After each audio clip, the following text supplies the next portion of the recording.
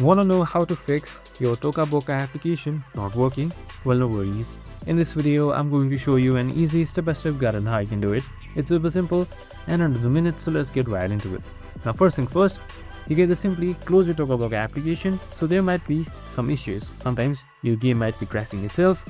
And now, in order to fix it, just simply hold on to the Toca Boca application and then hit towards this app icon right here.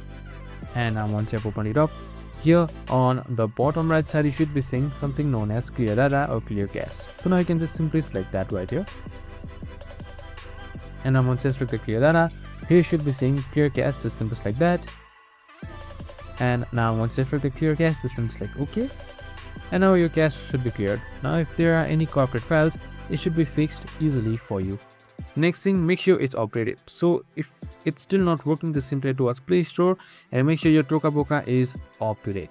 So if it's not, it might not work for you. So once it's updated, it should work properly and you should be good to go. And that's it. I hope this video helped. If it did, make sure to like, subscribe and tune in with us for more of these videos. See you in the next one.